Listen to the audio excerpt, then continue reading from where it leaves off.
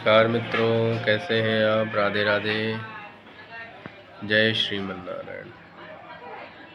मित्रों, आज माँ बगलामुखी का प्राकट्य उत्सव है, जयंती है। भगवती बगलामुखी क्यों प्रकट हुई, क्या कारण था, आज हम उस विषय में चर्चा करेंगे। आप लोग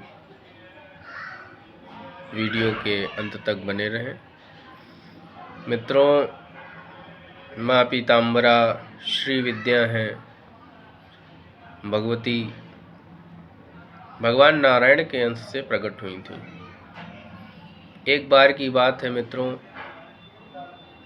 सतयुग में एक मदन नाम का दैत्य हुआ, और आपको मालूम ही है कि दैत्य तपस्या करके वरदान प्राप्त करके फिर उत्पात मचाना प्रारंभ करते हैं। हुआ भी कुछ ऐसा ही मित्रों। मदन नाम के दैत्य ने ब्रह्मा जी का कठोर तप किया। तप करके ब्रह्मा जी ने कहा, बेटा वर मांगो।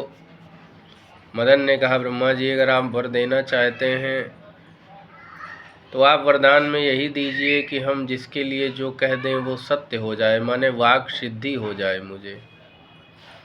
क्योंकि इतना तप किया था तो ब्रह्मा जी वरदान देने के लिए बाध्य थे।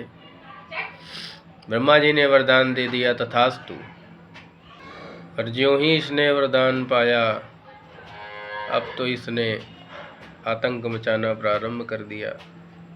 इसने उत्पात मचाना प्रारंभ किया। अब तो किसी से युद्ध भी नहीं लड़ना था इसे। इसने कहा कि देवराज इंद्र निस्तेज हो जाएं, देव सेना पराजित हो जाए। मित्रों, इंद्र के हाथ से वज्र छूट गया। सारी देव सेना, देवताओं के राजा सब पराजित हो गए, स्वर्ग छोड़ करके चले गए। एक क्षत्रिय का ही आधिपत्य हो गया। अब तो पूरे विश्व में हाहाकार मच गया, क्योंकि ये जिसे जो बोल देता वैसा ही हो जाता। भगवान नारायण चूँकि सृष्टि के पालन करता है, उन्होंने विचार किया कि अगर इसी तरह से इसने अपनी वाक सिद्धि का प्रयोग करके सृष्टि को बिगाड़ने का काम किया तो इसका संरक्षण बहुत असंभव हो जाएगा।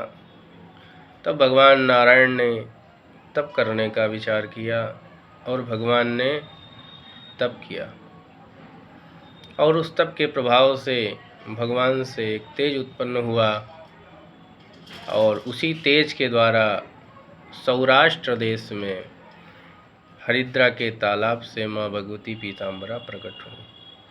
मित्रों, भगवती पीताम्बरा जब प्रकट हुई, उन्होंने उस दैत्य का मर्दन किया, उसकी जिह्वा को ही पकड़ लिया। अब जब आप कुछ बोल ही नहीं पाएंगे तो फिर आप क्या कर सकते हैं। इस तरह से फिर पुनः उस दैत्य का अंत हुआ।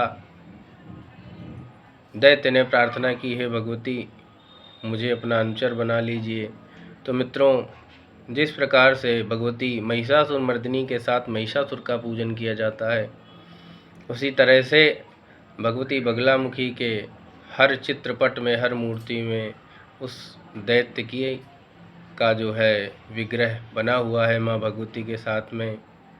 भगवती की कृपा से उसका भी तारण हो गया, कल्याण हो गया। मित्रों, ऐसी हैं माँ बगलामुखी। इनका स्मरण करने मात्र से शत्रुओं का पराभव होता है।